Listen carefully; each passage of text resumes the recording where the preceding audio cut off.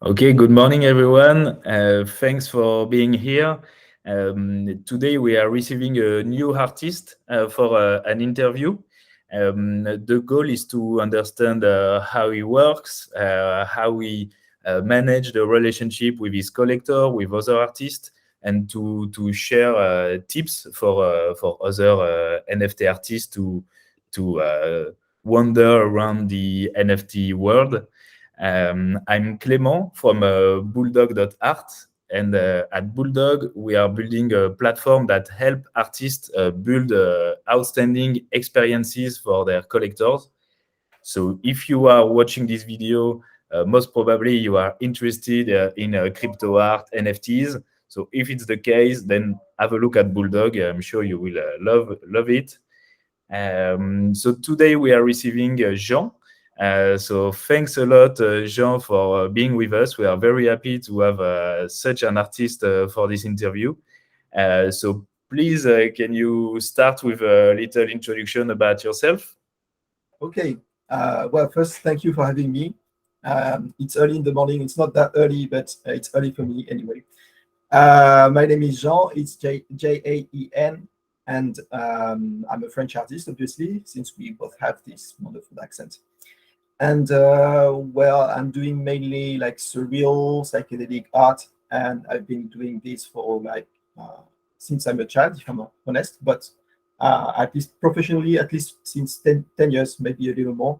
And I've done everything in the traditional art sense of the world, of the word, like street art, painting, drawing, everything. And I discovered NFTs in 2020 and at the end of the year, and then starting from my first mint in January 2021, I never came back from it. So it was just a full head-on dive, and I'm also managing projects. I'm also collecting, and yeah, pretty much 24/7 DJing in crypto art. Excellent. Thanks for the introduction. So you started NFT in 2020, you said, and you mint your first one in 2021. Yeah, Okay. because yeah, like in October, I had this friend we all have who's all about cryptocurrencies, and he was like, "You should like get into Bitcoin and Ethereum and everything." And I was like, "Yeah. I don't care really that much about finance and stuff like that." And then at the end of 2020, he told me, "Yeah, you should have a look at NFTs. It would be a great match with what you're trying to do." And I looked at it, but first, like the technical barrier was very, very high. So I was like, okay, why not? Maybe later, trying to understand everything. And then I had a project that's just behind my back. And this is the one that actually made me go into NFTs because so this is basically remixing um, old art from the old Renaissance, like back in the 16th century. And at this point, I was like, okay, I put colors to this mask. I added animation and made something purely digital out of something very old. And I was like, what can I do with it? And I wanted to exhibit it to, I don't know, like to make it live and travel and everything. And then like NFTs creep back in my mind. I was like, oh wow, this is the perfect answer to what we should I do with it like 500 years later. Find a new home for this very digital iteration of the works. And so that's how I got into it. I just Googled like list of the best NFT platforms. I didn't really research that much, and found async art and super rare on top of the list. So I just applied to both platforms, and within a few weeks I was in. And so I was like, okay, that's cool. And then I just tried to get some information and look around what was happening and everything, trying to understand at least the basics. And then in January, I was like, okay, let's mint the first NFTs. And yeah, that was the beginning and never came back. Very, very good timing. Being beginning of Yeah, 2021, it was the best time, I think, perfect. to start with NFTs. I have this little regret, like with most people, I would have liked to enter a bit earlier, like maybe Of summer course. 2020, or Yes, of course, but still, I think it was a very good timing, and we always feel late, I think, in this space. Yeah, But I think it's a very good timing, and most of the NFT artists, I think, would have been happy to be on Super Rare yeah, at the beginning of 2021. yeah. I Uh, think that yeah. 4 months later already, if you wanted to get in, and you had like the wait list was almost like a year long or something like that. So yeah, Yes. just for that, it was cool. Yes, when you say 2 weeks to be in Super Rare, I think but it's a dream for a lot of people now.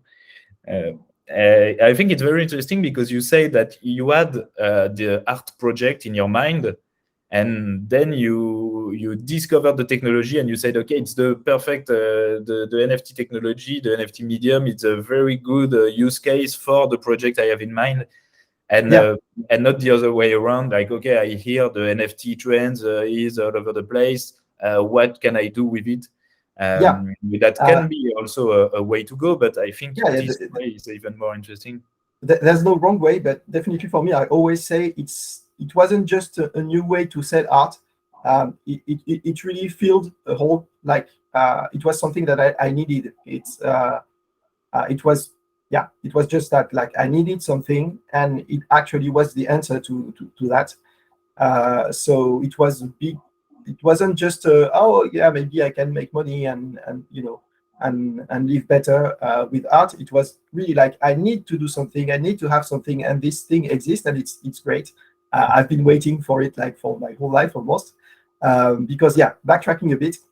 Um, so I was doing like commercial illustration and paintings and drawings and a little bit of street art, and I was more and more interested in digital art. So learning animation on the go. I also make music, and then all that, and tried to, starting to use 3D printing with voxels, and all that was great, but I couldn't really use it in a traditional art market, art galleries. In this world, I couldn't use it. So I was always trying to find a physical excuse to something that was purely digital. So it was like plastering posters all around the city, and then adding with an app a layer of augmented reality to show the animated version. But then you always need, even in a gallery, you always need a print. You always need a 3D print, something physical to say, hey, I make digital stuff, but here is the little thing that is not digital, but if you don't have it, I can't show it. And it was very, very frustrating, and I've been battling it for at least 1 or 2 years, like conceptually trying to imagine how I could basically put digital art into galleries. And when I found out about NFTs, I was like, wow, it's there, it works. There's actually a whole community, a whole culture around it, and it's my culture. Like, it's born from the people who have been raised on the internet, almost, like, with lots of influences from, like, everything digital, like the internet, memes, video games, all that.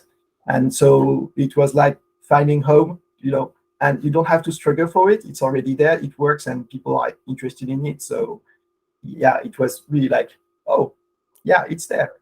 Okay, eureka moment. I Yeah, find yeah, totally. excellent. Thanks. To better maybe understand what you do, can you tell us about 3 of your artworks that are emblematic of your work, and that in your opinion, particularly explain what you do? And we will put the link in the description so that everyone can have a look. Okay.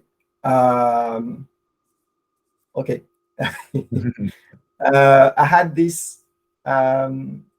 Okay, there's one called "I'll be what you need." I'll be what you need me to be, or what you want me to be. I always change the title because it's actually part of the work. It's about quantum physics, and I'm really much into science, and this was it's like a strange particle. There is animation, and there is also music, like, not really music but sound design that goes around with the animation. And it's just that before it was animated, it had been like a part of my work, and it's been on beer cans and traveled a bit around the world, and also was featured in a book called Best Illustrators Worldwide 2018. And so I remixed it, and then I added music. It was my first NFT with music, and it ended up like on a huge screen in Times Square. So it was a big moment. So yeah, I don't think it's my best work, but somehow it's defining. It's part of my story at least, and it's on Super Rare. Then I would say there is, yeah, I'm not like, I don't like to specify one work that is important, but it's more like series of works. So the one I have behind, I already introduced the project. So I took masks that were actually drawn after stone carvings that were made in the 16th century, and they disappeared. The stones, the statues, and no one knows what happened to them. We don't have any tracks, any leftovers left anywhere in history. So we just have the drawings of them. And so I thought it was interesting because the project is also about digital art conservation, which is really hard, really big right now. So trying to find the formats that can withstand like a long time. Maybe if people still want to enjoy your NFT, your art, the digital art in 50 years, maybe MP4s, maybe JPEGs won't be the standard anymore. How do you manage that? How do you make real long-lasting work? And the interesting answer is that you have to update it regularly. So it's like digital art need constant, not constant, but at least regular iterations and evolution. So you have to make it grow. It's a bit like a living organism, and but then it can survive. And in this project, the interesting thing is that what we think is the most long-standing material, stone, for the carvings, did not survive. So it's interesting. It's always like, yeah, it's not going to last because it's digital, and maybe your technology will be obsolete, and we'll lose everything because, I don't know, like a solar flare is going to wipe out all the hard drives or whatever reason. But still, the first one was made of stone, and it's not there anymore. So why not try it? So yeah, I think it's just interesting. Yes, And very lastly, I had this series of work I called Blockchain Mythology, and it's exploring the crypto zeitgeist, like what it is to be human here, and to live in a very digital world, and to do crypto art and all this, everything that's around it, the theme of that, and put it into very surreal and symbolic work. So I have like I have I will put a link later. You have maybe a little less than a dozen works on it, and exploring the blockchain, what it is to be a crypto artist, the figure of the anonymous collector, and lots of stuff like that. excellent. Thanks a lot. We will put all those links. So you talk about blockchain mythology. I was curious because I also saw that in your Twitter description. What do you mean by that? I just think really it's literal, like mythology, because there are so much interesting myth around the blockchain, around everything digital. Like, for example, one of the latest piece I've made in this is the Anon collector. So it's sometimes, you have people who collect your work, and they don't have a Twitter, they don't have anything. You just see one wallet, and there is no ENS, there is nothing on it. And the only thing you can know about this person is their taste in art, like what do they collect. And you can only imagine from that and try to actually make a mind map inside your head, like a portrait made out of shadows more than light. Like I cannot know anything about this person besides their taste in art.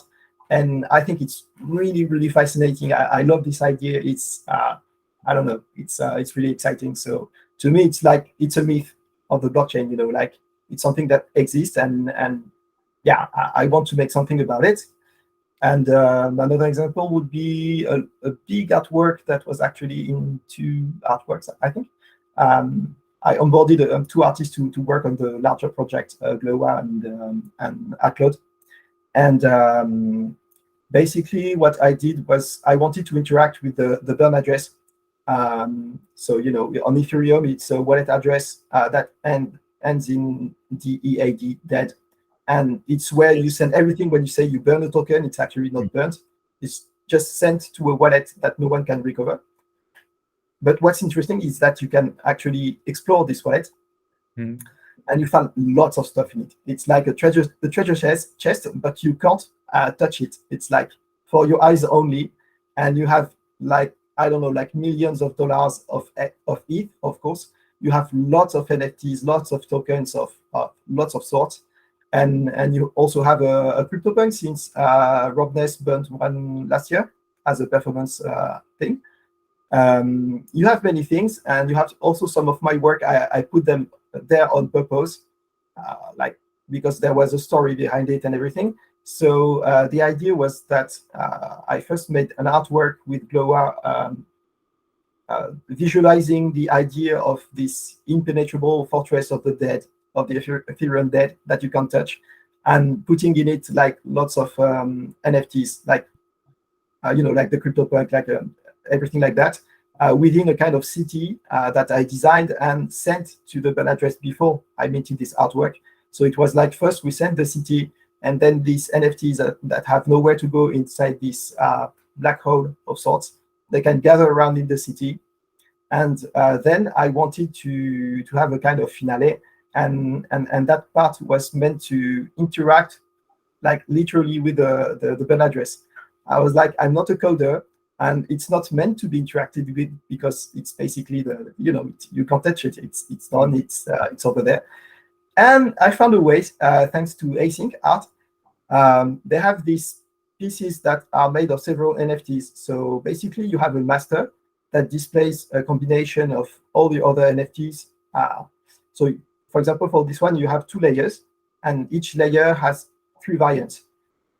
What I did was, with friends, I sent the master to the burn address.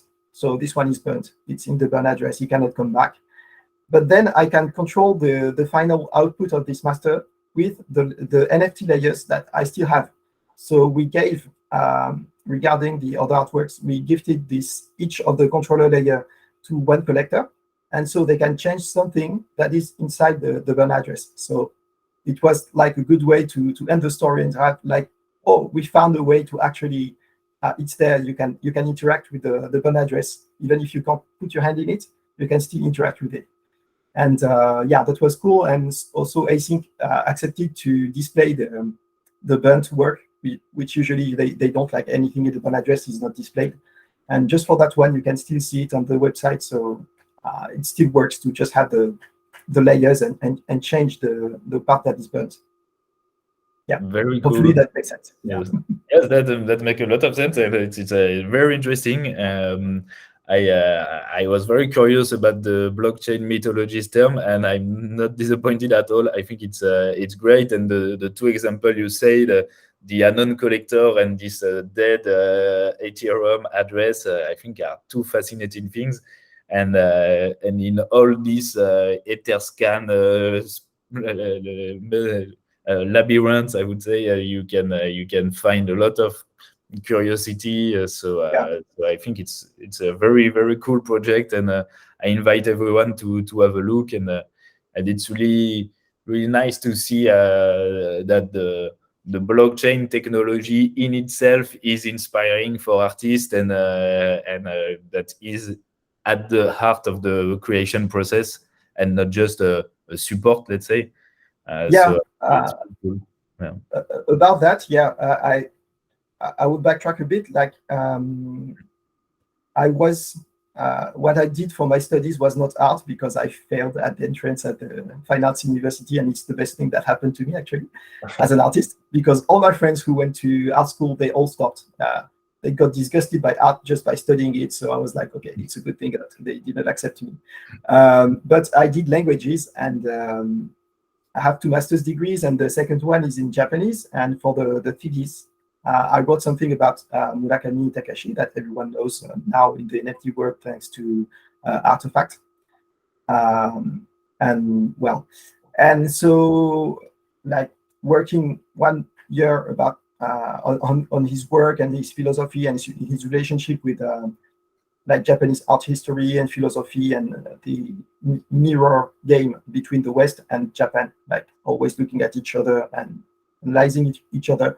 I think that one of the things that came out and stayed with me after the thesis was he said something about I'm like Andy Warhol. I'm not doing art that could have been done like at any other point in history. Like this was the 90s, early 2000s for him, and so this is I'm not making out of anything. It's there. It's at this point in time, and it has to be relevant and be specific to that point in time. And I was like, okay, I really like this idea, but at this time I was like, but I don't see how I could for myself use it or feel that way, except if I was like doing very conceptual art or something more with big quotation marks serious. And but still it was in the back of my mind. And when I started NFTs and played with this old Renaissance project, I was like, oh, I remember that. Now I feel that with NFTs I can do that. There is something happening. I was very like when I joined the NFTs, like soon after there was the whole GameStop, fuck Wall Street thing that happened, and I started to discover that you could do finance and be a little punk, especially with cryptocurrencies, and all the cypherpunk ethos and everything like kind of grew on me. And I was like, okay, I'm going to, like what I said, like the crypto zeitgeist, I want to work on this and actually apply this thing of I'm not anywhere in time, I'm here right now, and I have to do something about it, and not for 10 years, not for 10 years ago, or and it's the first time in my life I could actually, without any effort, like just dive into it, and it made sense. So yeah, I would every time I get asked by people who are not in NFTs, what should I do as an NFT? I was like, first understand the ecosystem, everything, the culture, and maybe not try to solely do something that you would do and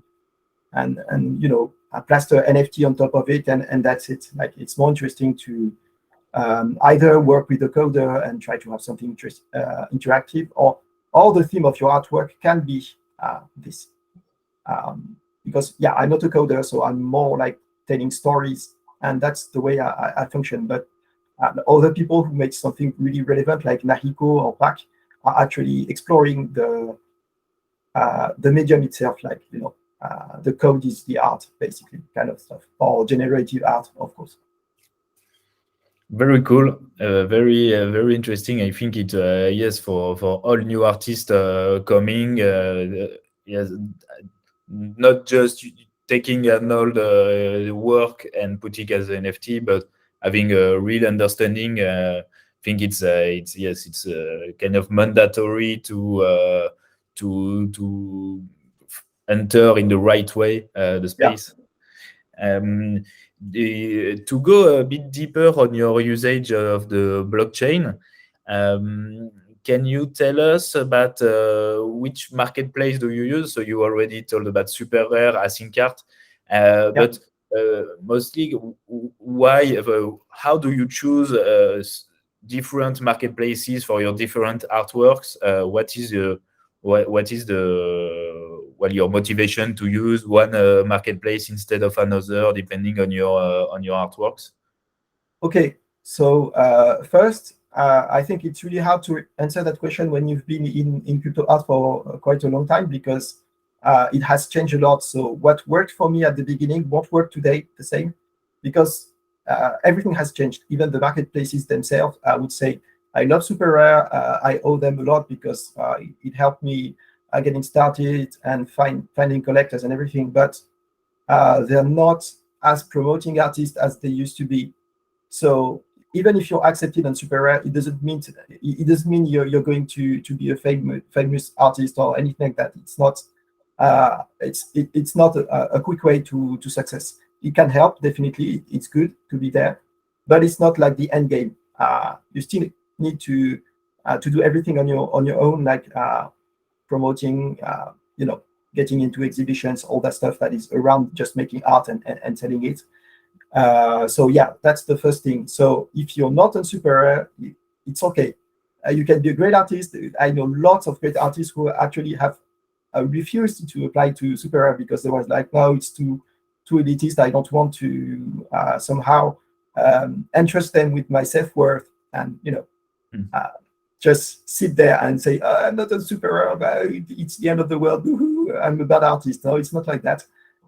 So definitely don't bet your self-worth on curated platforms. They are great, but if it doesn't work for you, you can make your own path anywhere. And we can talk about Tezos, of course.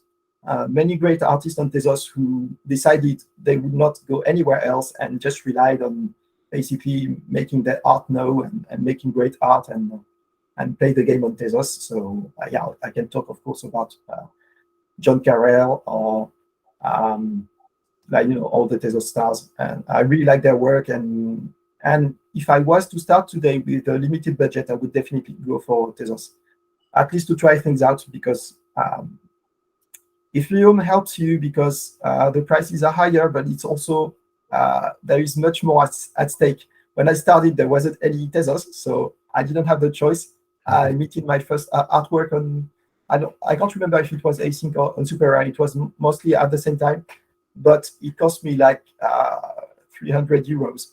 And it was COVID. I was basically like everyone else, unemployed. All my plans for the year were put to the trash. Had lots of workshops, of activities scheduled, and nothing worked. So I was like, okay, I'm going to pay 300 euros to just put up stuff on the blockchain, and maybe this is a suicide. And it worked. I'm glad it worked, because it was really a huge bet. I was like, once I did it, I was like, okay, there's no coming back. I have to. It has to work. Yeah. And so maybe you don't have to do that now, because Tezos is so cheap, and you can start with like lots of editions and higher royalties. So it's cool to play with the mechanics too. Yeah, and especially if you're not sure about what you're going to do as an artist, like I want to explore putting work on the blockchain, but I don't have first these defined things or stuff I want to do with NFTs, and I'm trying to find my way. Then Tezos is good. Like you can explore, try things, and maybe you will regret it a little bit later, but it will be like, okay, this was growing pains, like I'm just going to do it, and maybe it won't work, but it's okay. You should put stuff on Ethereum, because now it's not that expensive. It's good, but maybe try to do that when you're more sure of what you want to do. And of course, if you're already like an experienced artist, you know where you're going, you know what you want to do, and you can go straight to any platform on Ethereum, and it's okay. Lastly, I would just say, now we have a wonderful tool that is Manifold, and if you haven't heard of it, you have to go and look through it. I'm going to mint everything on it. Like, for example, my last mint on Super Rare is the last one I'm doing on the Super Rare contract, for two reasons. First, one big innovation is royalties, and Super Rare royalties doesn't happen anywhere outside of Super Rare, so it's not the ideals of the blockchain that everything is compatible with everything else. So it's kind of an old school way. And also, you don't own the contract. You can't change anything about your NFT once it's minted. And and Manifold allows you to have your smart contract to do the stuff the way you want. And when it's on Manifold, you can then index it on Foundation, that is open now. It's pretty much open to everyone. There's no more curation, which used to be a bad thing. But then if you want something that looks a little better than OpenSea, Foundation is good. And also the commission went from 15% to 4%, I think. So now it's good. It's a good platform. So just use Manifold plus Foundation for starters. It's great. And of course, apply to Super Rare. I would say non-origin, which I loved a lot. But since they've been bought by eBay, it's like, do it if you want. No one knows how it's going to end. It's weird. Like it was the most artist first platform and the least likely candidate for any big corporations like eBay to buy, but still they got bought. So Yes. well, you can try. That's very interesting. That was going to be my next question. Like you said, you're not a coder, but I wanted to ask you Okay, yeah. if you make your own smart contract, either with Manifold or with maybe a friend that is a developer. But so you use Manifold, and indeed we recommend to every artist to use that and to make their own smart contract. And I didn't know that it was compatible with a foundation. It was only on OpenSea. Everything actually. So OpenSea, LuxRare, X2, Y2, Foundation, Super Rare. Now you can ask them if they index it manually, but all the things that I would put on Super Rare will be minted on Manifold. So it's really becoming the gold standard. There is one catch I heard about like last week. I was like, fuck, even Manifold isn't safe. Is that so Manifold is funded. It's really weird because they're great. They're really nice. I had a call with them. They didn't even ask for it. They were like, so how do you use Manifold as an artist? Can we help you? And blah, blah, blah. And like super nice, great support. And I was like, they don't make any money. How does this work? Like, and basically they're funded with the big evil capitalist, owner of everything, guy that is also behind Bored Apes now, Mark Andreessen.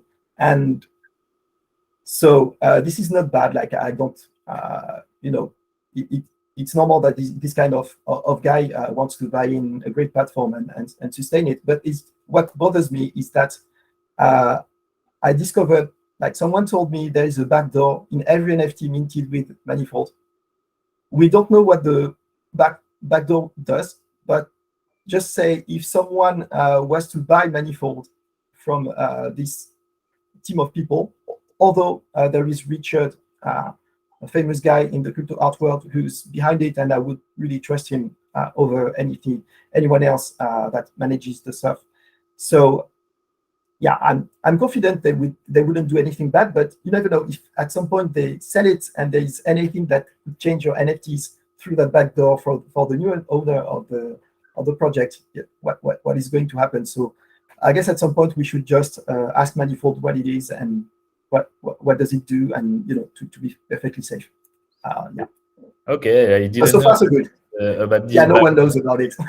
We'll ask Vincent, our CTO, to have a look at this. Yes, please. If I find some things. But yes, it's really interesting, and I was asking the same question. Like they don't charge any fees, so I know they have a lot of investors for now, but at some point they are going to want to make real money. So I don't know how they do that. But yes, my idea. I have two theories. Okay, so I don't know what's true. Either they're going the startup way of make a great product first and monetize later. Like that kind of stuff where you just need investors and people who throw money at you, and then maybe after 1 or 2 years, like, oh, we're great, we're doing great, and now how do we pay ourselves? Or maybe it's just like a pet project for lots of people who are just like obscenely rich, and like we really want to do it to help everyone and build a great standard. And maybe it's that, like a kind of philanthropy. I don't know, but I don't think the investors they have. I don't think it's the philanthropist. I really have no idea, but we don't know. In my opinion, it was more the first case, like startup mode. First, we have all the smart contracts in the world, and then we charge something. Yeah, we enter the back door, and now your NFT is ours. Yes, I think that would make sense. But for now, they have a great product. I think we have to all agree on that. But let's see. Let's be cautious, as always in this industry. And worst case, if it goes bad, I will have another thing to work as with the blockchain mythology. The great deception of Manifold. That would be the Manifold backdoor. One last thing, just before we change subject, is that I would recommend everyone not to go on Super Rare, but you can also you can do it, like apply every time and try to get in.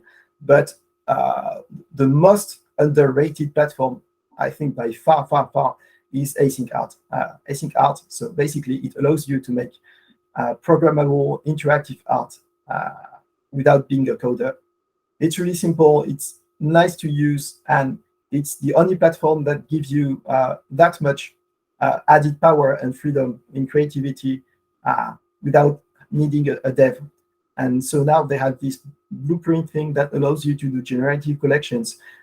You can play with music, so I'm making music too, so that's a big interest. Like, for example, you can have, say, you have, it's the same. It's funny because the same thing works for both visual and music. It's the same way it functions. It's, you have layers. So for music, it could be, you have the voice track, you have the drums track, you have the bass, the guitar, and you can like make many different variants of the same thing. Like maybe this time the singing will be different. It will be done by a computer. Maybe the drums, you can choose between something very experimental, very electronic, or very acoustic rock kind of drum. You can have fun, make lots of versions of each layer, and then the thing will be combined randomly, and every mint will be a different mix of different variants, a unique one, going to a collector. So, and they do the same with visuals. Every layer you have different possibilities, and well, it's a bit like PFPs anyway. It's the same thing, but you don't need a dev. You can do everything by your own. And also, it's important to say it. The team is awesome. Like, they're really nice people. They're very supportive. I had the chance to meet them in real life in Lisbon earlier, and they're just great people. They're really nice. You have this kind of family vibe, and yeah. Very So good. go for it. Anytime they open anything, apply for it. Do it. Very cool. Thanks for this recommendation. As a collector, I also recommend Async Art. I love the blueprints and the randomness and the way they display at the end the piece you got with all the layers Yeah, and everything. I think they cool. did a great job on that. And I don't know the team, but if on top of that the team is nice, that's a very good thing. Yeah. Still about the usage of the blockchain. One question: do you add sometime utility in your tokens? What I mean by that is, for example, if someone owns one of your tokens, then he can receive the next one, or someone maybe can burn one of your token to access something. Do you do things like that? You talk about burning before, but I think it was you that had burned one of your NFT. But do you make these kind of things with your collectors? Okay. Yeah, good question. I actually do all of that, but I want to start by saying you don't need to do that.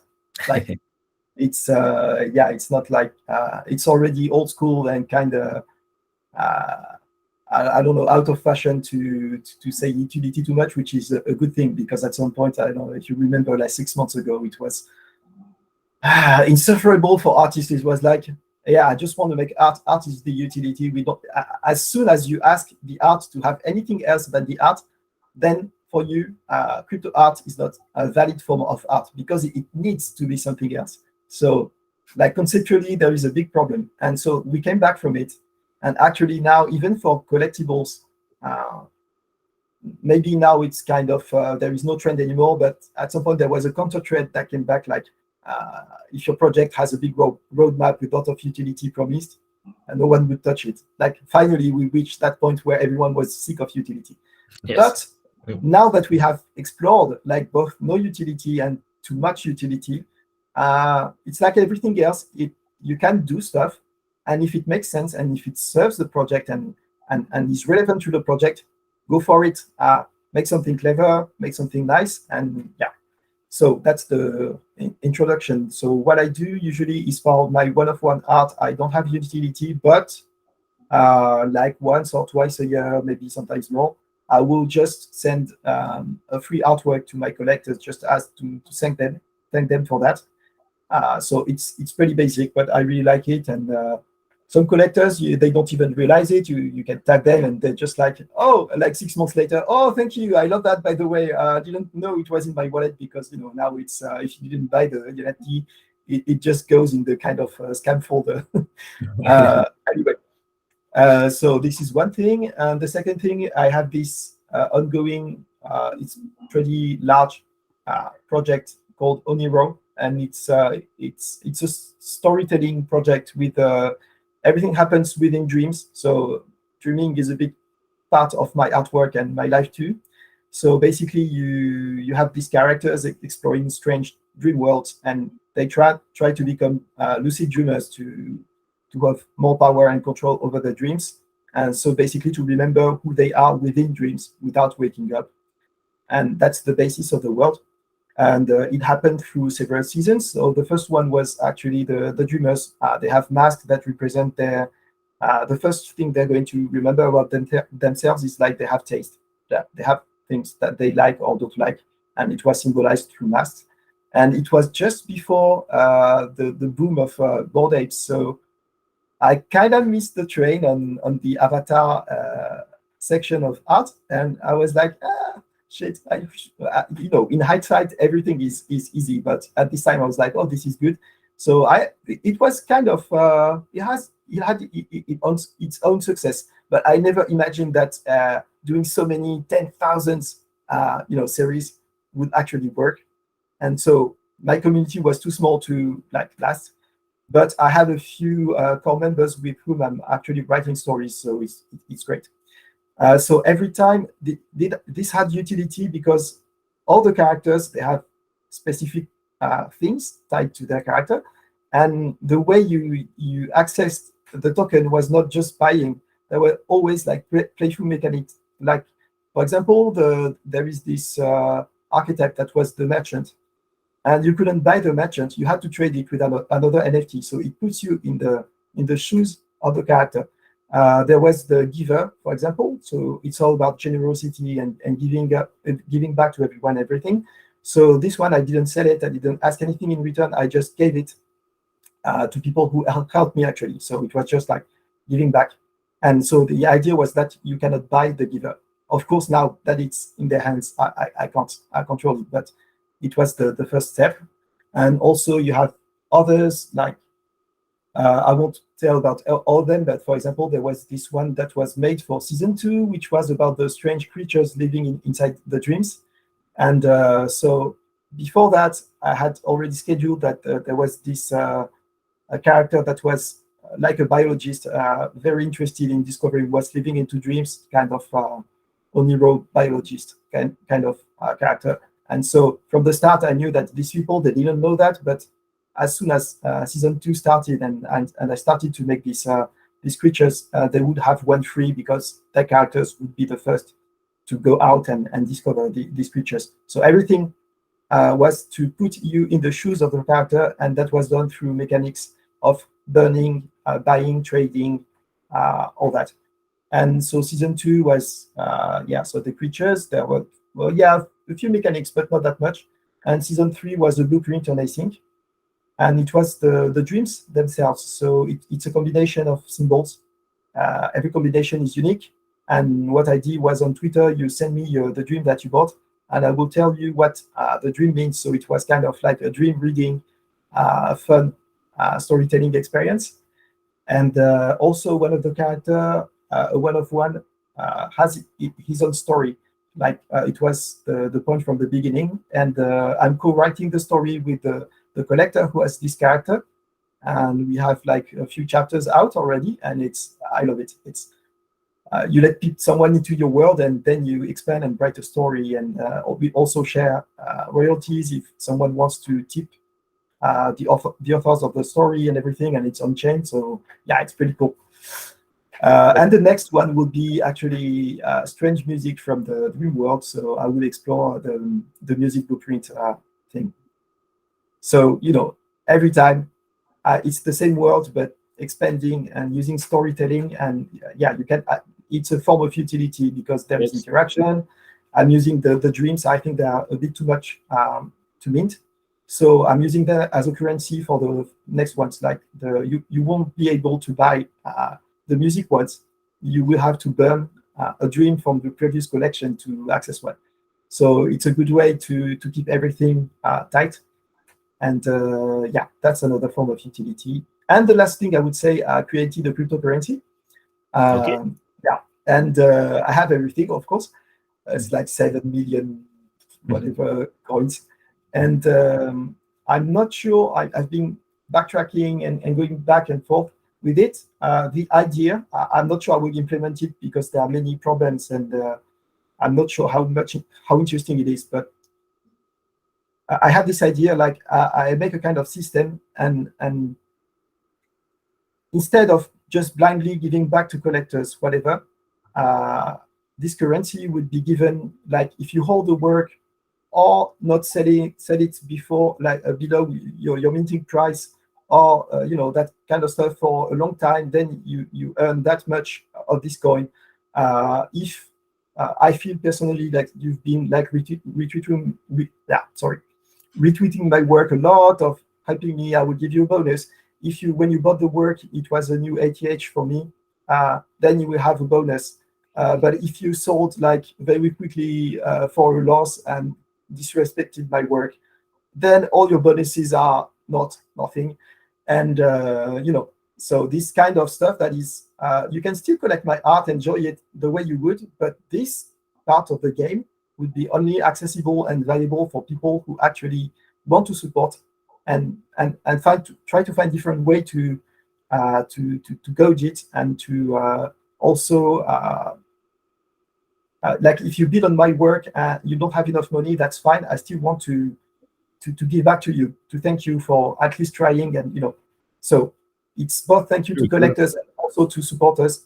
And this money then would be used to for the next like free stuff.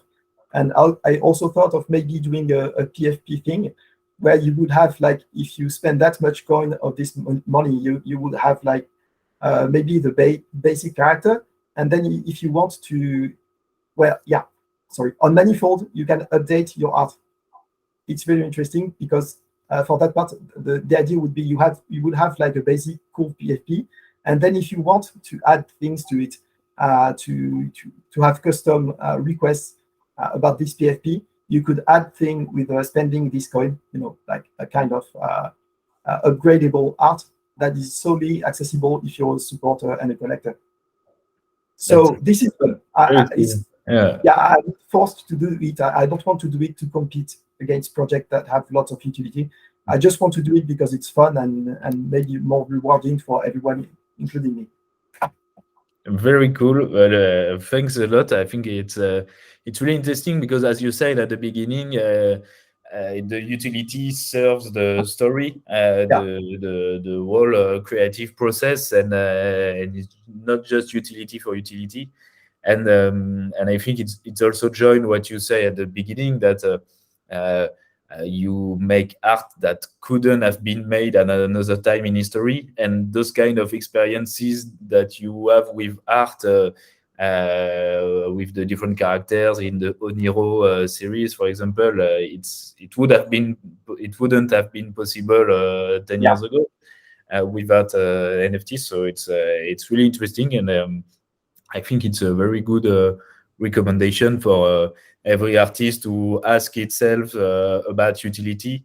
Obviously, the art itself is the most important, but those kind of new relationship and new experiences you can create is what I think is what makes this new generation of art very unique in time, and not that wasn't possible before the technology happened. So I think, as you say, there is a balance to find between full utility and no utility at all, to have the best of the blockchain. Yeah, there is one fun thing about this though, is that if you can, and you definitely can on Tezos because it's quite cheap, be a collector. Like, if you're an artist anyway, you like art, you're going to want to be a collector at some point. So it's important to be one to know what it feels like, to know what you like, what you don't like about the artist you collect and everything. And I realized that I like playing this with some ideas of utility, but actually when it's too complex for the things I want to collect, it's a turn off for me. I basically just want to buy great art that makes sense from the artist. I don't want to play a game to be on a Discord 24/7 to reach something. Everything that I bought, I was like, oh yeah, the concept is super nice, and then you can interact, and you have these species, you can merge them, and blah blah blah. In the end, uh, I don't even do it. I find it boring, and I don't like that the art is asking me to do something. So it's paradoxical because my work, I do it, but as a collector, I'm like, yeah, it's not really my thing actually. So yeah, don't force yourself with utility. Be honest with yourself. Do you personally like it? Do you want to have something that you have to interact with, to that is asking you of your energy, your time, and everything? If it's a yes and the project is exciting, do it. If it's just like, yeah, no, I just want to enjoy the art and for the rest, then don't do it. Yeah, Yes, there's and no bad answer. yes, and maybe start small. Start Yeah, with a utility that is easy to understand and to play with for your collectors, and progressively, if you want to go for something more complex and you know at this point that your collectors already like the first thing, so like that you're sure to not lose them with too much utility or too complex utility. yeah. I mean, uh, Pac is really lucky to be that famous, because Yes, anyone that's else with 2 followers would have done the same. Everyone would have been like, fuck it, it's too complex. I don't want to do it. It doesn't make sense. Blah blah blah. And yeah, you feel really stupid when you try to understand how those things work. I spent 1 month trying to deep dive in all this, and I think I'm even more lost than before I try to understand. yeah. I love his fungible, non-fungible series back Yes, in yeah, that one was really good. I love the concept. Everything was clever, made sense. The art was minimalist, iconic. Everything worked. To me, it was like a perfect project to explain what can be done with mechanics and everything, and still be proper art. But then for merge, mass, and everything, to me, I was like, I love intellectual stimulation. I love things that make me have to think hard and everything. But it has to be now. I don't know. Maybe I'm getting older. I don't like when it's just for the sake of it. It has to make sense. And for the last projects of Pack, it didn't make any sense to me. I was like, it's just like playing with. I don't know. It felt like a bit lazy, like a cash grab. Like, like, yeah, this excuse of people are going to figure out and do stuff, and but in the end, it's all about community and blah blah blah. But it's like, yeah, but it's not that interesting. And also, I'm old school. I know it's conceptual, but the art was just not there. So I need a little bit of craft and aesthetics to match it. So yeah, yes, totally this was agree. about Pack. Uh, and to continue on your relationship with collectors, we talk a bit about Yeah. the utility you can add, but if you have advices to give to other artists, like how did you started to get known in the NFT space? What is your relationship, for example, with big collectors? Before they started to collect your work, did you engage with them in some way? Can you tell us a bit about all that? Yeah, I I will repeat what I said earlier. It's like I can talk about my experience, but maybe yours will be completely different. Maybe you need another kind of collectors, because not all collectors are the same, obviously.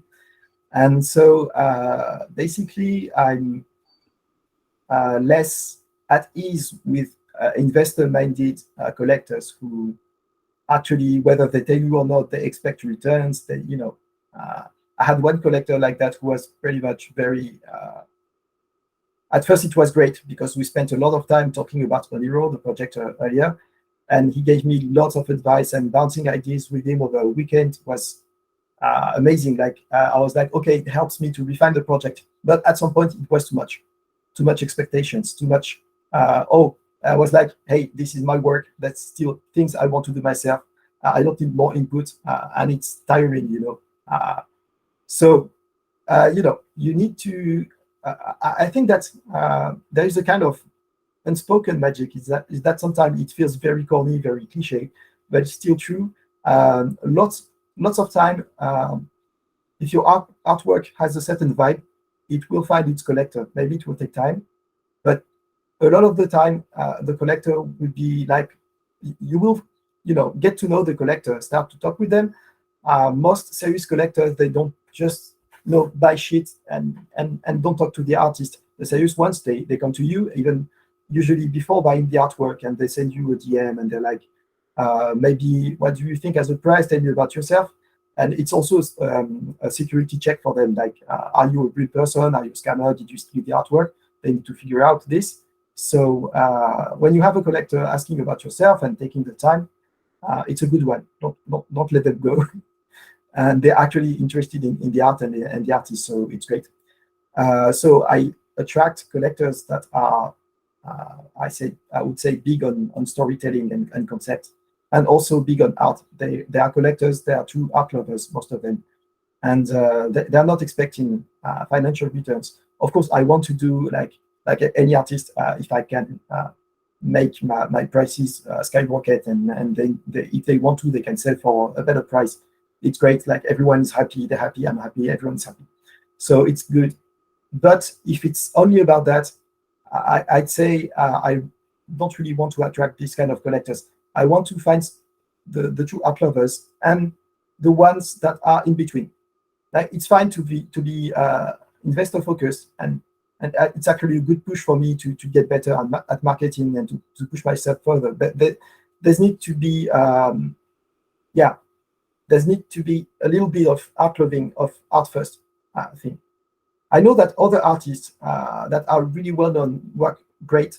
They actually come from finance and became artists through NFT. So for them, it's an obvious choice to go for the investor mindset collector. It's all right. I come from the art world, and this is not my main focus. So if they come and collect and trust me, that's awesome. Like, we can know each other, we can bond, and it's all right. So sorry, I'm getting lost on it, but just know that I've said it, I've read it a few times, and most people say it's more important to find the right collector than to sell your work. And I think it's really great, because most of them, if they like your work and you create a good relationship, they will stay. They will support you, and I'm not talking just about money. They will support you. Like, you can bounce ideas. You're like, oh, I was thinking of doing this project that way. What do you think? What's your idea? That will give you great idea. And also, when you feel down, sometimes you don't have. You will see some collectors you don't have to share much, because they are not really empathetic, or it doesn't work with everyone. But once you find collectors that have some empathy, and you can get more personal with them, even if you have it down, they're like, oh, you just talk to them, and they will be like, are you crazy? I love your work. I collected it for a reason. This is iconic, and I can see you going big, and blah blah blah. And then you're like, wow, okay, they put that much trust in me, and that's sometimes you need it. You can't operate just on yourself, your own juice all the time. So if you find that kind of supportive collector, it's a huge plus. So I would say, don't try to reach out, to go to spaces if you can. Don't shield unless asked to. Okay. I see lots of artists, they drop on the thread like a link to their work, and just like, hey, this is my work, please look.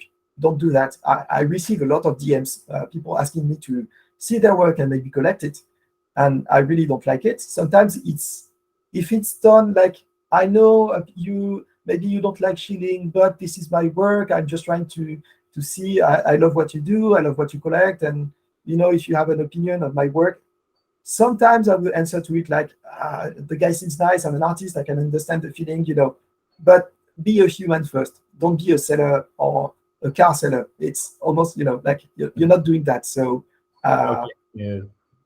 maybe try to find first through comments and have a meaningful relationship. Talk human to human, and at some point, you can. If the conversation goes like, oh, by the way, we're talking about this. I did this art that actually addresses this, or that kind of stuff. Yeah, do it. Like, show your work, be proud of it, and everything. But don't do it when it's not. Read the room, basically. Read the room. Do not turn into a 24/7 selling machine, because it's exhausting for you. It's exhausting for others, and it doesn't work. And I will give an advice I'm not really following, so yeah, whatever.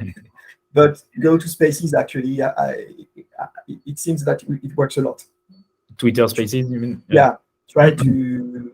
I'm more like textual or video interview kind of guy, so I don't know much about Spaces, but everyone tells me like it works a lot. So, but do anything that you can, like go to exhibition, try to find people who want to write about your stuff, to interview you, whether it's text or video or anything like that. If you can go to IRL events, uh, attend them, because even become a speaker if you don't want to pay the ticket to the entrance. Have a nice pitch, and sometimes it's all right. Like in NFT NYC, I didn't do it, but it was 10 minutes. Like, who cannot go on stage for 10 minutes? Also, there most of the time there weren't many people in the audience, so you don't even have stress. It's like, whatever, I'm going to do something nice for me.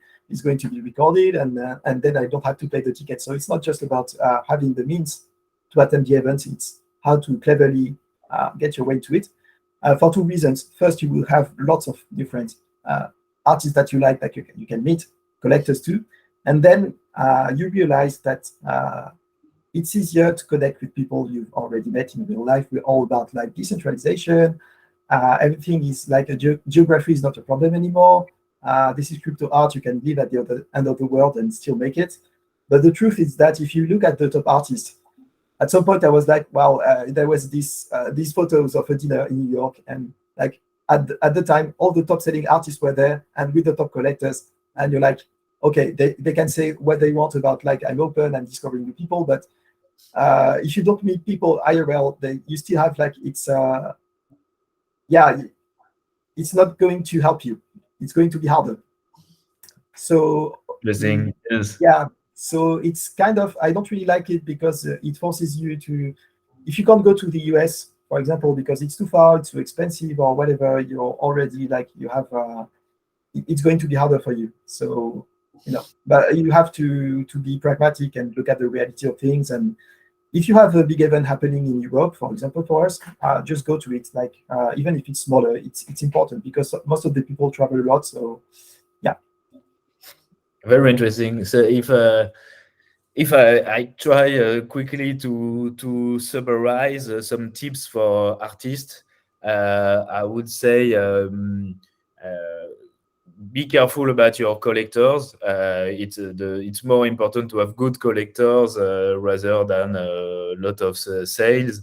And co-build, co-create with your collectors. I mean, involve them in the creative process, but not too much.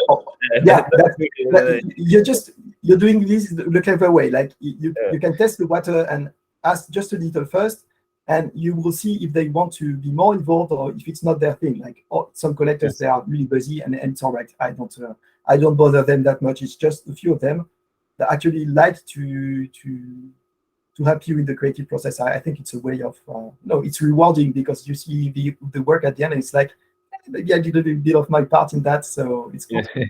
Yes. Basically just treat collectors as human and as your friends. Any collector that I get to know is my friend, actually. So at some point you have this relationship with, like, oh yeah, he's my collector, but then he's also a friend. And since I'm also collecting artists, sometimes with a few artists, to me, I have this artist-to-artist relationship. But I notice sometimes that they have this I'm their collector thing, and it's weird to me, because I feel a little bit of a distance, like we're not peers.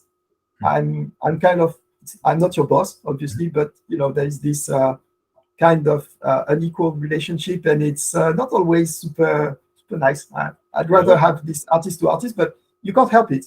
You buy their work, for them, you're a collector. So yeah. That's very interesting, and actually that's the next topic, the artist to artist relationship. But just before that, the other tips I memorized from what you said is don't chill too much. Chill when you can. Yes, like, read the room. Yeah. Yes, and go into the real life, meet collectors, meet other artists, do exhibitions, and it also happens there. And NFT, Twitter Spaces also, if you can. Yes. Well, thanks a lot. I think that's very good and activable tips. So about the artist-to-artist relationship, so you started a little talking about it. Um, uh, what in this case it was like if you're a collector of someone and you discuss as a collector, but you're also an artist, so the relationship can be a bit biased. Um, do you also do collaboration with other artists? And if you do, how do you choose them? What is the process? Can you Yeah. tell us about that? Yeah, I thought about this, and it's funny because I think most of the collaborations I've done, I was the one starting it. So I have yet to experience how it happens when someone else is like, "Oh, I have this project, I want you on it," and yeah, no, I done a few of them, but not. It was more for bigger project, not a simple artist to artist thing. So yeah, so I was mainly the guy starting it and asking the artist to do something. And I don't know, I just choose people whose work I really like and fit the project. Like obviously, you're not going to do the same things you would do with I don't know, like Xcopy or Pack. If you could do a collab with them, you wouldn't ask the same thing for both of them, and they wouldn't be interesting by the same thing. So just not try to, oh, this artist has that many followers, it's cool, let's have a collab. Find someone that actually would serve their artwork and would be a great addition, and someone you actually like. Don't collab with someone who you think, oh, she's, let's say, for a change, she's successful, but maybe she's a bad person. Yeah, then don't collab. Don't, you're a human. Never I don't know, like bypass that in any way. Okay, I don't know. and you do collaboration when it serves the artworks you said. So, for example, some artworks you're fine with doing it by yourself, but for some artwork you have in your mind the need for an external input of maybe another artistic style that someone. Yeah, it's not really a need. It's more like wanting to explore, because I can do everything by myself. Every artist can, but sometimes it's just really interesting, and uh, there's no one size fits all strategy, because sometimes some artists, they will appreciate that you're very directive, that you have everything planned and that you choose for them, and you just tell them you do that, and that's fine, and I take it from there, and I do that a lot, and so it works. But sometimes I prefer, and the other artist prefers to be more like, I have this idea, you can give me feedback, we can change the idea together, we can go back and forth, and evolve the person more into the concept thing. So yeah, it depends. Okay. And can you tell us about one artwork you did in a collaboration? So we will put the link in the description so people can have a look. Yeah, I talked about it earlier. The one about the burn address. Okay. It's called 0x000000, like Okay. 36 zeros and dead at the end, obviously. And I did this one with my friend Gloa from Scotland. He's a great guy. I love his work.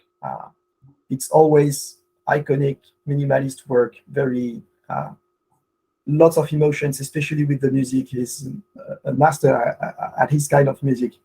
And so yeah, I had wanted to collab with him for a long time, and we were friends basically. So I was like, oh, I have this concept with the burn address, and I want to do this in my style, but I think that for the outside of the work, I need a hand trying to reach into the burn address, but being kind of, I can't touch it.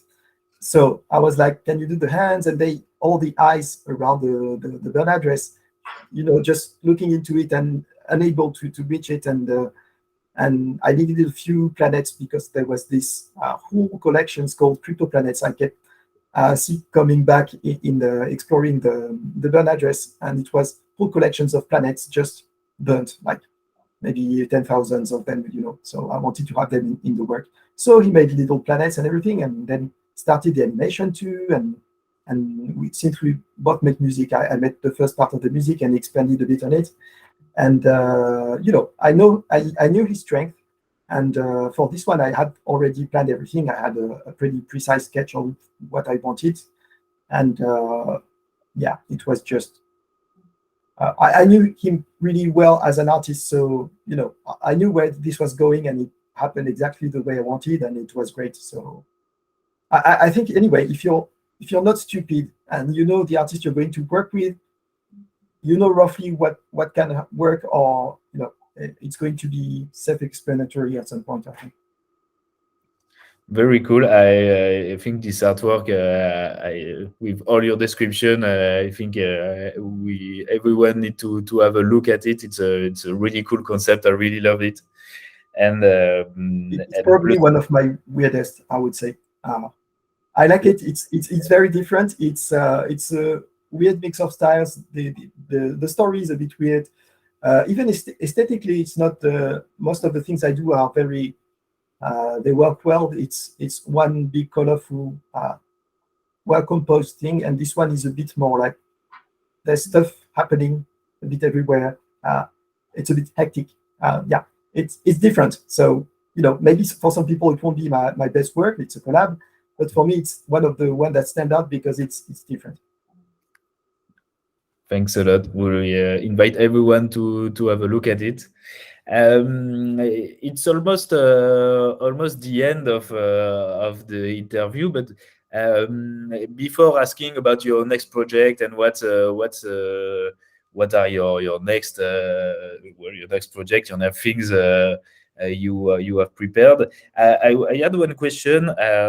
You talked about Ethereum and Tezos. Do you also use Solana, for example, or other blockchain? Personally, I discovered the art platform of Solana, like Form Function, Exchange.art, and I really like the user interface and some of the artists that are on it. So I was wondering, what is your opinion on that, or even other blockchains? Yeah, I have opinions on blockchains, but at some point, every blockchain that does NFTs is going to have cool art. So if I'm going to criticize the blockchain Solana, I acknowledge at the same time that there is great art on it, and I wish the best for everyone, all the artists involved. And I've seen great stuff on Solana. It's just that it's very centralized, and they kind of do this fake advertising of being a decentralized blockchain. And I hope it gets more decentralized by the time it grows. It would be great. I wish them the best, but for now, especially since last year, there have been like tons of outages. There were lots of jokes about it, like, oh, Solana, someone needs to reboot Solana again. It's not working, and we need to restart the computer. And it was a joke, but it happened a lot of time. And I don't know how can you. I don't really trust that for now. I hope it gets fixed and everyone on it can enjoy like a great, well-working blockchain. So that's for Solana. That's why I haven't touched it. And at the same time, I met great people from Algorand, and and they kind of convinced me to do a test mint. So I minted there, and What? Sorry. Algorand, like algo and random. Algorand. Okay. Oh yes. It's not a very popular blockchain. I like it because basically they try to every node you can have on this blockchain needs very, very little resources to keep up. So you can basically, I think you can run a node on a powerful smartphone, for example. So it's great for decentralization. And lots of things made sense, and it's not really commercially successful blockchains, but everyone on it is about the tech and everything. So naturally I was kind of drawn to it.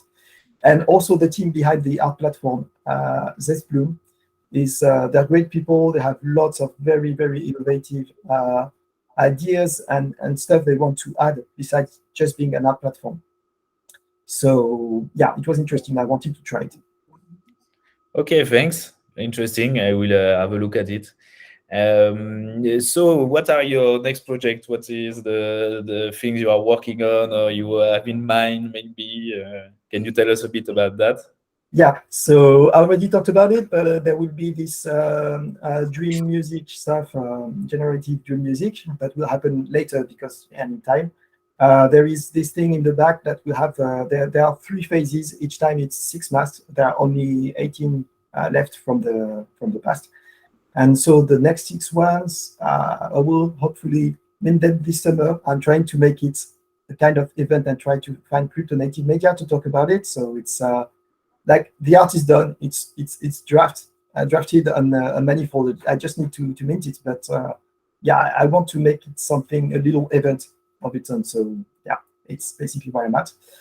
I have a cool one that is very different. I started to use AI, and it's one of my most interesting work in terms of how the technical way it was made is exactly the concept and the stories it's telling, because everything was done by me and some AIs or algorithms. So it's about man and machine done by the man and machine, and even the music was partly done by the machine. So it's everything about it is what is our relationship with algorithms and AIs, and it was done by a relationship between the two. And it will be dropped by New French Touch, the super space in, I think it's planned for September. So this one is going to be, to me, it's a new era in my work, like using AI and mixing it with my hand-drawn style. And yeah, I find it really interesting. And basically, yeah, I have other things planned. Like I have this project I've been directing. We exhibited the NFTs inside the International Space Station. And we have lots of things coming, and we have to figure out. It's a very long-standing project. So it's called The Big Dream, and it's done with Dreaming. And so this one is going to continue to evolve and grow. And yeah, I think I could add a lot of things. And I have another project. This one is taking a lot of time because it's supposed to be a PFP, but there is so much diversity in it that I have to redraw every trait because it's about biodiversity. So obviously I can't use the same traits on, say, a snail and a tree because it's graphically not compatible. So I have to redraw everything all the time. So it's taking a lot of time. And also I'm thinking about maybe not dropping it as a 10K thing and maybe do little waves. Basically, the concept is that I was like, okay, during the top of the craze of PFPs, I was like, everyone's making millions, but in the end, where does it go? Like to some devs and artists, that's cool. To some startup and shady guys, that's less cool. But in the end, it's just money making money, and it's good. But can we do something else with it? And my main concern is the environment, like many people. I was like, maybe we could use it to actually do something that has a real impact, something that you can document, not just I will give 10% to someone who maybe will do something, or maybe will just spend the money in gala dinner. You don't know anything's going to do about it. So I wanted to do something that I could do myself, like be accountable for it, not give the money to someone else and do the work myself. So my girlfriend is working with lots of environmental stuff. She's a permaculture designer and compost manager and stuff like that. And the idea I had was, let's do a work.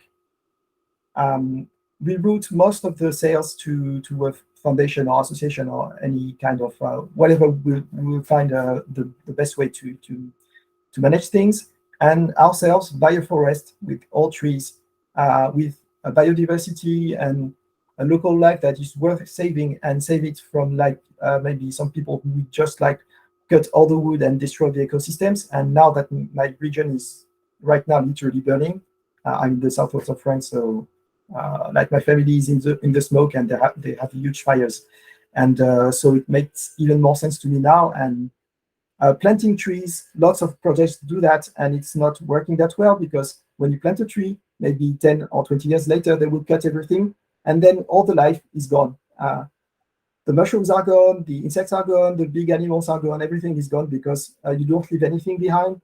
And so we wanted to do that first, for climate, for the ability of the ecosystem to heal by itself and survive, we need old forest with old trees and keep the life as it is now, not just plant new trees because it's not enough. You can't make back what you cut just by planting a tree. It's going to take a lot of time, and if it's done in a bad way, it won't actually help at all. So yeah, we wanted to have the most impact, and that's why we chose it, and that's what we want to fund with the project. So yeah, when it's done, Yes. we will do that together, and we will be able to take videos and show you we bought this forest together. I'm here with my girlfriend. We show you this is the forest you bought and protect it with you, and we're going to ensure it's going to stand a long time. We will have lawyers. We will have people trying to make it a long-standing thing and not have problems with hunters, for example, or people who want to I don't know, like to do stuff around the forest and everything. It's a long-term project, and we will need to be accountable and to show everything with transparency, what is spent from the money, how, and all that. So yeah,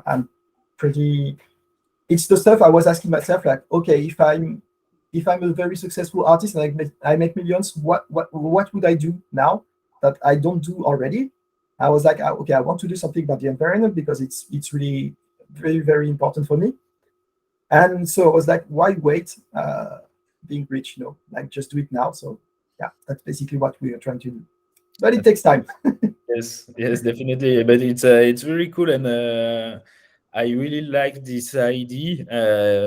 My father also take care of forest in the southeast of France, the southwest in Corrèze, Okay. and so I really love the project. I know it's a very long term involvement and dedication. So seeing that. Something very digital can help finally to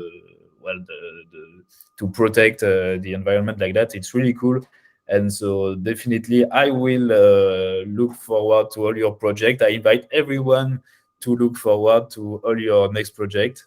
Do you have maybe real life events that you are going to attend where we can meet you in person, or is maybe not planned yet? I don't think yet. I've done a lot in the past few months, conferences and talks and whatever. Maybe NFT NYC is doing something in London in November, I think. I will try to attend. I'm not sure yet, but maybe. And there is NFT Paris second edition next year, early in the year.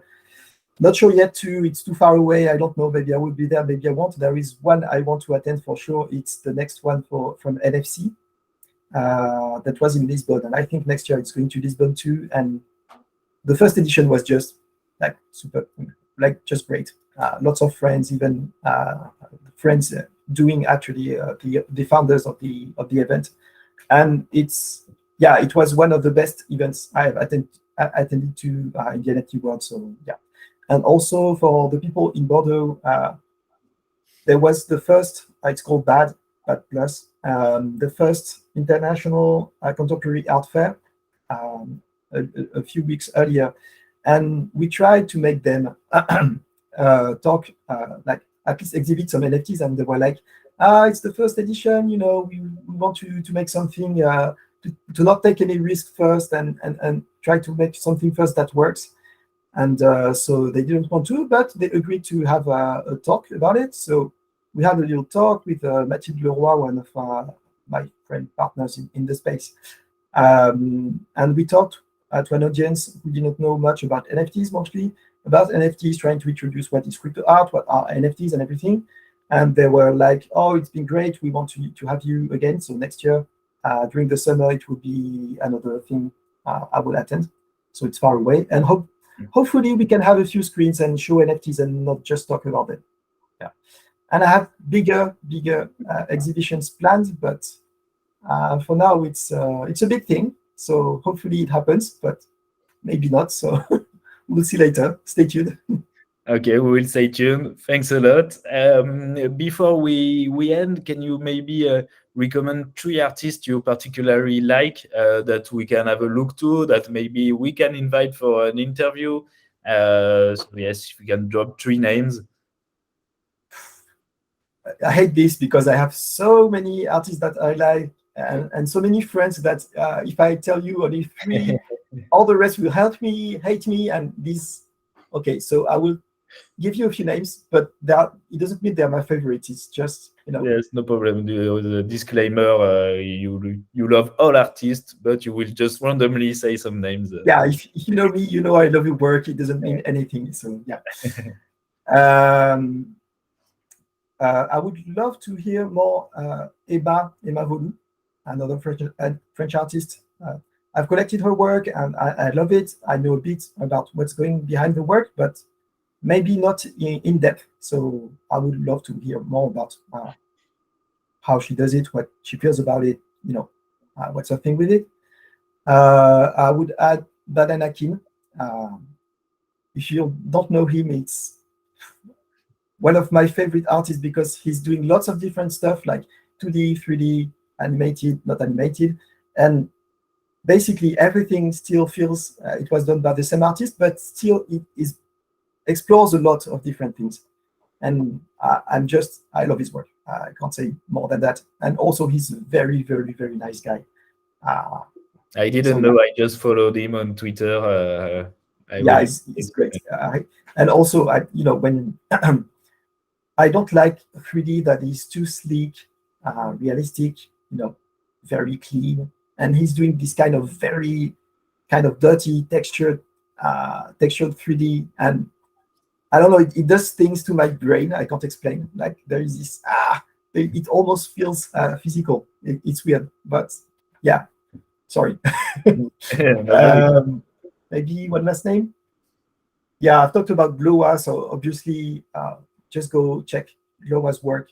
And also he's a great guy, nice to interview. He would be like really a good fit for this kind of interview. Very cool. Well, thanks a lot. We will put all the links to the artist page in the description. So we invite all of you to have a look. Thanks a lot, Jaen, for your time. It was really cool to have this discussion. I think your story can inspire a lot of artists that are wandering around the NFT world to see how they can use the blockchain technology, connect with other artists or collectors, and so I think there's a lot of advices. We are going to do a little summary of this interview by text, so people can also read it. Cool. So thanks a lot, Jaen, for your time. Well, thank you. It was great. Thank you for having me. It was a pleasure, and thanks everyone for watching. You know the deal. If you subscribe, if you like, if you comment, it will help us to get this story reach out to more people. So please do it, and see you next time for another artist interview. Thanks a lot. Thanks, Jaen. Have a good day. Bye. Thank you. Bye.